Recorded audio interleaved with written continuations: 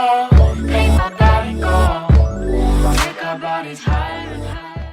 E aí galerinha, tudo bom com vocês? Aqui é o professor Jefferson novamente. Hoje nós vamos trabalhar em História, o capítulo 6 do livro de vocês, o volume 2, tá? Então pegue lá o seu livro, vamos acompanhar que hoje nós vamos falar um pouco sobre a Macedônia. É assim galera, vocês já estão sabendo que a gente está revezando aí, então eu com a professora Milena, nós estamos aí trabalhando os capítulos do livro de vocês, tá? Então hoje nós vamos começar aqui o capítulo 6 e quando for na próxima semana ela complementa aí o finalzinho desse capítulo aí e reforça mais o que nós vamos trabalhar hoje, tudo bem? Então vamos lá galera, capítulo 6, hoje nós vamos falar de um dos maiores impérios que a antiguidade já teve, a Macedônia, que começou justamente com a expansão de Filipe II e com a sucessão aí do seu filho Alexandre Magno, ficou conhecido como Alexandre o Grande. Ele conquistou justamente uma grande área aí territorial, que foi desde a Grécia até a Ásia, até chegando à Índia, né? Foi a maior extensão territorial até então conhecida, tá bom? Vamos lá, galera. Quando se fala em Macedônia,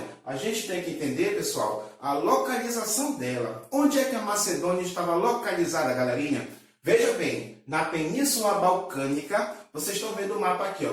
Na Península Balcânica, ao norte da Grécia, ou seja, fazia parte do mesmo território, da mesma região dos gregos, tá? Tanto é que, por se localizar ao norte da Grécia, bem próximo, né, e sendo uma região montanhosa, eles falavam o dialeto grego. Só que os próprios gregos não reconheciam eles, os macedônios, como seu povo. Então eles eram tidos como bárbaros. Por muito tempo eles foram deixados de lado aí, por conta da sua simplicidade, né, por ter vivido nas montanhas, enfim. A Macedônia, de certa maneira, não foi considerada parte do povo grego aqui por eles. Tudo bem? Então, veja bem, para nós entendermos aqui, pessoal, do que nós vamos falar agora, que é essa expansão, essa ascensão da Macedônia, tá? A gente tem que entender o seu contexto. O que estava acontecendo e que facilitou, de certa maneira, a expansão dos macedônios aqui. Veja bem, decadência das cidades-estado grega. Ou seja, lá no finalzinho da história do mundo grego, você vai ter alguns conflitos internos que vai acabar enfraquecendo essas cidades-estados. Olha só, e aí nós destacamos entre esses conflitos internos a chamada Guerra do Peloponeso, que aconteceu de 431 a.C. até 404 a.C. Em torno aí, galera, quase 30 anos de conflito, né, entre as duas principais potências até então e seus aliados. De um lado você tem a Liga de Delos, liderado por Atenas, tá? E do outro lado a Liga do Peloponeso, liderada por Esparta. Qual era o objetivo dessa guerra, né? Qual era o objetivo desse conflito? Após aí as guerras médicas, né, dos gregos contra os persas, os gregos conseguiram expulsar os persas do território, né? E Atenas acabou ganhando supremacia. Atenas se tornou muito poderosa, né? Tinha muito prestígio.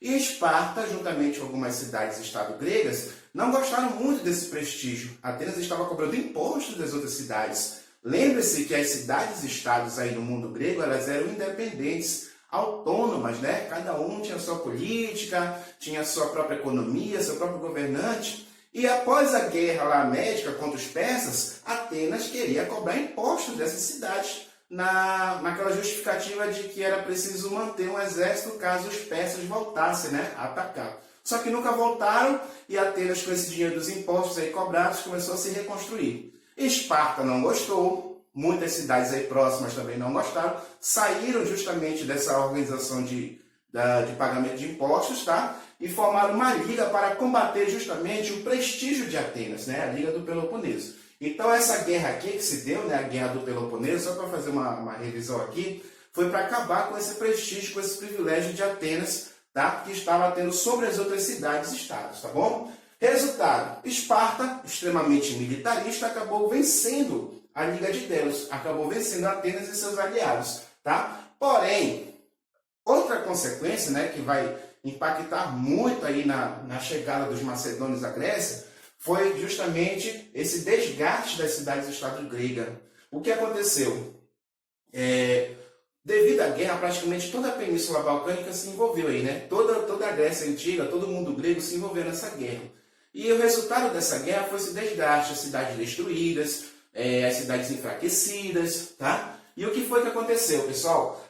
Os macedônios, aproveitando esse desgaste após a guerra aí, tá? Eles estavam se militarizando, se fortalecendo, aproveitaram para invadir o território grego, ok? Felipe II aproveitou esse momento para expandir seus territórios, tá?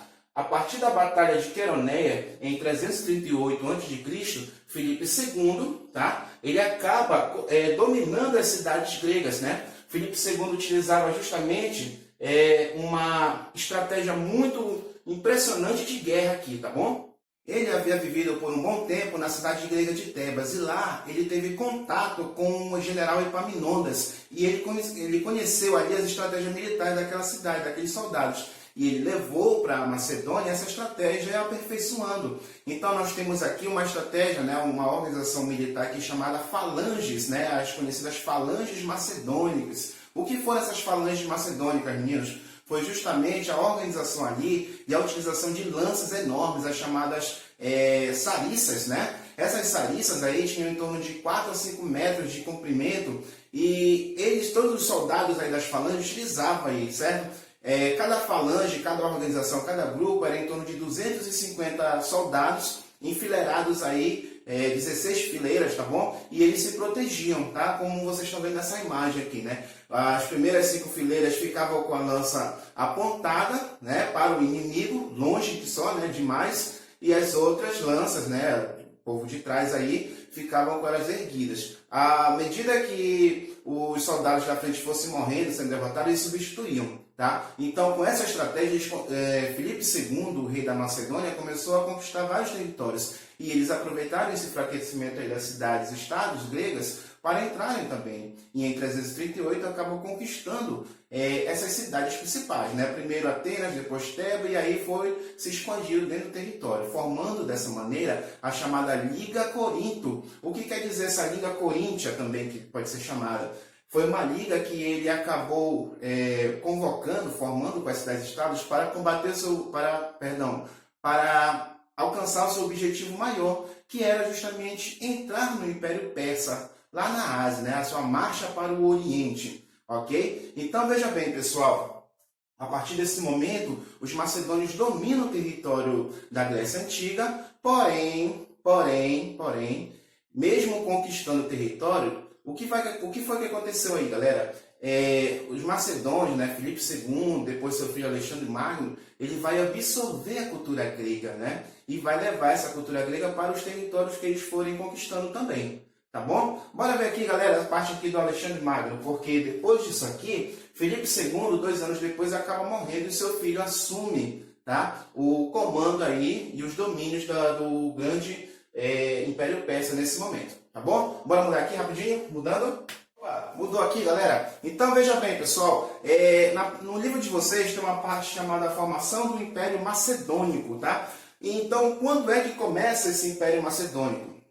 Veja bem, após a morte de Filipe II, do rei Filipe II da Macedônia, em 336 a.C., ele acaba sendo assassinado por um traidor, né, por um soldado aí que ele estava planejando invadir a Pérsia, e antes dele começar essa campanha para o Oriente, ele acaba sendo assassinado. No lugar dele, o seu filho Alexandre Magno, ou então vocês podem ver aí no livro, em qualquer lugar, Alexandre III, que depois ele vai ser conhecido como Alexandre o Grande pelas suas grandes conquistas, ele assume o comando dos macedônios aí com 20 anos de idade. Apesar da pouca idade aí para ser um governante, ele era um cara extremamente inteligente, um cara extremamente estrategista, né? Ele tinha uma mente assim inacreditável para aquela época. Ele pensava muito nas estratégias. Ele foi discípulo nada menos do que Aristóteles, né? Um grande filósofo conhecido da Grécia Antiga. E com os ensinamentos de Aristóteles, ele teve contato com a cultura grega, ele teve contato com a filosofia, com as artes e se encantou com isso, né? Então, o Alexandre o Grande aqui, ele não era qualquer pessoa, não era qualquer governante.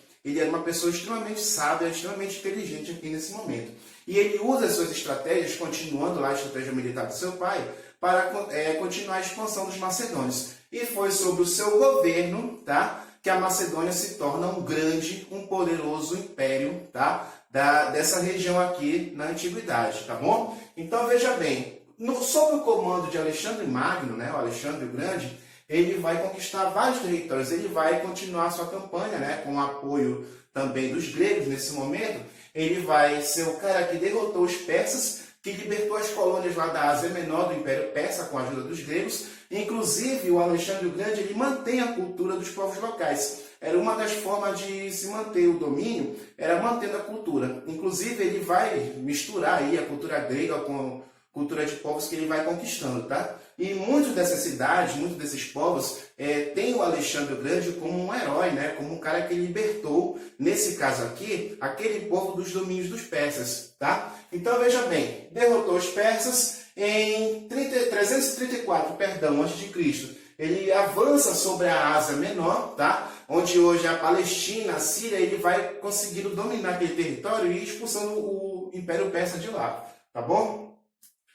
Logo em seguida, ele desce e vai até o Egito, norte da África aqui, tá? Ele vai conquistar a África não, galera, vai conquistar o Egito, tá? Mas essa conquista aqui não foi através de batalhas, foi através de acordos, tá? E tanto é que os egípcios, né, que estavam aí sobre um certo domínio dos persas, tá? Acaba tendo ele como um deus. Ele é considerado aí, galera, o Alexandre o Grande no Egito como um faraó para os egípcios, né? Então ele ganhou bastante prestígio aí, ele ganhou bastante condecorações, vamos dizer assim, aqui no Egito.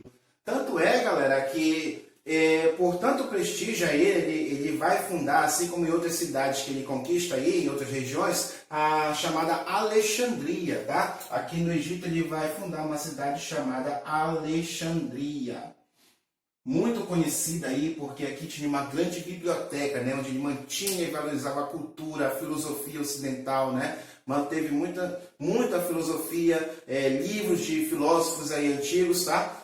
Aqui nessa grande biblioteca, né, que foi um grande legado deixado por ele, tá bom? Mas nas outras cidades também na Ásia, né, no Oriente, vai ter nomes com referente a ele mesmo, né, Alexandria, tá bom? Então veja bem, galera, além disso, ele entra na Mesopotâmia, retornando lá para sua conquista lá no Oriente Médio, tá? Ele conquista justamente a Pérsia. Em 331 a.C., na chamada Batalha de Gargamelo, ele acaba derrotando o Império Persa. Dário III ainda tenta fugir, né? Mas ele acaba sendo morto pelos próprios generais do seu exército, tá bom? E aí ele atravessa o que nós chamamos aí hoje de Afeganistão e ele vai chegar, galera, até a Índia. Em 325, ao norte da Índia, ele vai ter justamente conquistas sobre aquele território, né? Ele só não vai aprofundar mais, ele só não vai avançar mais, porque o próprio exército, né, os próprios soldados aqui do seu exército, tá? Se recusam, né? Gregos e macedônios já estavam muito cansados e eles se recusaram a avançar. Então, a expansão acaba aqui dele, mas pelo mapa que vocês estão vendo aqui, pessoal, é um grande território, um vasto território aí, que foi conquistado por Alexandre o Grande. Tanto é que ele recebeu esse nome por causa dessa grande conquista, tá? Em 325, ele cessa a sua expansão, tá bom? E além disso, pessoal, além desse fato da gente saber quais foram suas grandes conquistas, a gente tem que entender também que com a expansão do Alexandre o Grande, a cultura grega que ele tanto apreciava, que ele tanto admirava, vai se expandir também com seu exército, né, com as suas conquistas, tá? Vamos entrar aqui num período também chamado de período helenístico, um período onde há expansão da cultura grega, onde há trocas culturais com os povos aí que ele conquistava, tá? Que o seu exército conquistava, tá bom? E aí é um período de expansão da cultura helenística, né? O período aí de expansão da cultura grega, tá? Mas isso daí, essa questão da política também, vocês irão ver na semana que vem com a professora Milena, tá? Vamos ficar até aqui no capítulo de vocês e semana que vem ela conclui aí, reforça o que nós falamos hoje, tá? E a gente fecha o nosso capítulo aí na semana que vem com ela, tá bom? Então, antes de nós terminarmos aqui, eu gostaria de pegar aqui o livro de vocês, tá? Pra gente só fazer alguns exercícios que tem até a página 20, tá bom? Olha só, galera, pra gente fixar o nosso conhecimento. Veja bem, espero que vocês tenham compreendido aqui, tá bom, galera? Qualquer dúvida, me chamem, tá? Que eu tô aqui para ajudar vocês também, beleza? Olha lá, galera. Lá na página 17, né? O capítulo 6, Macedônia, página 17. Olha, essa página 17 é só uma questão de revisão aqui, pessoal, sobre o mundo grego, que a gente precisa entender, não é isso? entender o mundo grego, sua decadência, para também compreender como foi que eles invadiram a Grécia Antiga, tá bom? Sobre a Grécia na Antiguidade, analise as afirmativas a seguir. Foi formada por diversos povos, como aqueus, eólios, idórios e jônios. Corretíssimo, né? O mundo grego é formado através da migração desses povos, os chamados povos indo-europeus, tá? Bota um Vzinho aí do lado. Segundo, foi um poderoso império cujo imperador era a autoridade máxima da Península Balcânica? Negativo. Lembra que nós falamos aí que o mundo grego era formado por cidades independentes, as chamadas cidades-estados. E não tinham governantes para toda a Grécia, né? Cada cidade tinha seu próprio governante até então. A democracia foi uma das heranças deixadas pelos gregos para as gerações e os povos que sucederam. Tá certo, né? A democracia, nós trabalhamos isso aí quando vimos Atenas, tá bom? Então, 1 e 3 estão verdadeiras. Letra D, ok? Marque lá a letra D. Segunda, olha só, galera. Segunda questão. A respeito da cultura grega, assinale V para verdadeiro e F para falso. Isso aí a gente trabalhou muito aí, lembra? Letra A. Os gregos eram politeístas e seus deuses eram antropomórficos. Isto é, tinham forma humana. Corretíssimo. Bote lá, Vzinho. B. Em Esparta, a educação dos meninos desde pequenos era voltada para a guerra. Também está correto. Lembra que a educação espartana era justamente para formar soldados? Tá bom? A função do cidadão espartano era a guerra. Não esqueçam disso. C. Na antiguidade, a cidade-estado Atenas foi marcada pela democracia por ser uma sociedade sem escravizados. Como assim não tinha escravo em Atenas? Tinha sim, então tá errado aqui, tá? Tanto é que muitos filósofos diziam naquela época que o escravo era necessário para que os cidadãos fossem para lá, a praça pública chamada Ágora, para debater política, né? Vamos lá. Então, letra C, tu coloca o F de falso. Tá errado. Tinha sim escravos, tá? D. Os gregos apreciavam teatro, foram os criadores da comédia e da tragédia. Nós vimos aí na aula passada que está correto, né? Teatro, comédia e tragédia fazia parte da cultura grega, tá bom? Então, coloque o Vzinho aí na letra D. Letra E, os gregos eram pacíficos e nunca entraram em confronto entre si ou com outros povos.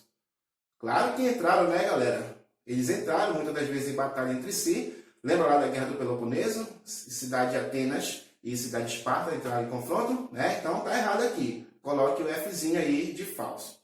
Terceira questão não precisa fazer, tá? Eu quero vir aqui para a página 19, que é dentro do nosso assunto de hoje, tá bom? Vejam lá a página 19. Interpretando documentos a respeito de Filipe II, leia o fragmento a seguir. Onde conquistava territórios, Filipe fundava cidades, construía estradas, promovia a agricultura e empenhava-se em ganhar a lealdade de seus novos súditos. O que resistiam eram submetidos à força, mas o rei preferia alcançar seus objetivos sem derramar sangue. O crédito de uma vitória militar, dizia ele, eu divido com os meus soldados, mas uma vitória diplomática é toda minha. Olha só como ele era, né? Filipe II da Macedônia. De acordo com esse fragmento, com esse trecho, responda as questões. Letra A. Qual era a política adotada por Filipe II ao conquistar uma nova região?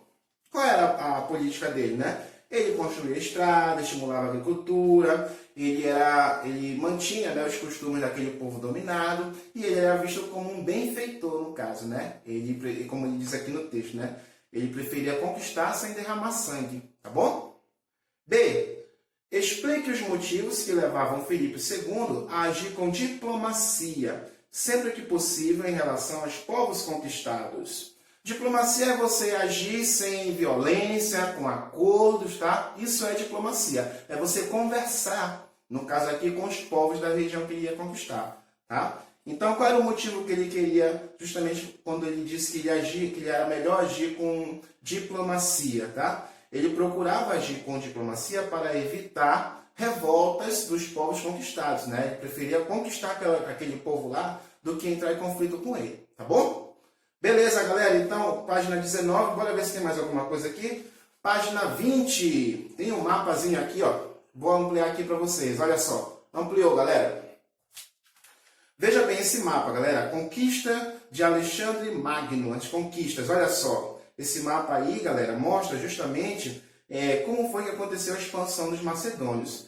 Veja bem, que ele desceu da cidade de Pela, que era a capital da Macedônia nessa época, desceu, conquistou a Ásia Menor, Tarsus, Issos, e assim foi fazendo aí sua trajetória. Aqui você tem a conquista do Egito, né? Tanto é que tem aí a cidade de Alexandria, assim como nas outras regiões, tá? Então, bora analisar esse mapa aí. E depois responda no seu caderno, galera. Voltando aqui, olha só. 20, né? Qual a importância de Alexandre Magno para a Macedônia? Sobre o seu governo, vou dar a resposta aqui, mais ou menos como você deve fazer, tá? Sobre o seu governo, o território da Macedônia foi amplamente aumentado, né? Digamos assim, grandemente ampliado, tá? As expansões promovidas por ele possibilitaram importantes trocas culturais, né? Troca com os povos da região, tá? E aí ele vai se expandindo, tá bom? Deixa eu ver o que mais. Alexandre Magno ele contribuiu também para a difusão da cultura grega, como eu falei para vocês agora há pouco, tá? A cultura grega também se expandiu devido à expansão militar territorial aqui do Alexandre o Grande, tá bom? Letra B. Para que locais Alexandre levou a cultura grega? Olha, só olhar o mapa, galera. Para a Ásia Menor, para o Egito, para a Pérsia. Deixa eu ver o que mais tem mais. Deixa eu olhar aqui o mapa para vocês. Para a Índia, o Oriente Médio, né, norte da África, ou seja, expandiu a cultura grega aí para outros povos. Não é uma imposição, tá? Mas era uma troca de culturas aí. Tudo bem? Pessoal, olha só. Então, por hoje, a gente vai ficar aqui até a página 20. Semana que vem, a professora Milena vai pegar aqui com vocês Política e Economia. Vai terminar o conteúdo aí do capítulo 6, tá bom? Espero que vocês tenham gostado da nossa aula hoje. Deixe o seu like aí no final do vídeo, tá? E qualquer dúvida, me chame a professora Milena, tá? Estamos aí para ajudar vocês, tá bom? Tchau, tchau, galera. Até a próxima aí.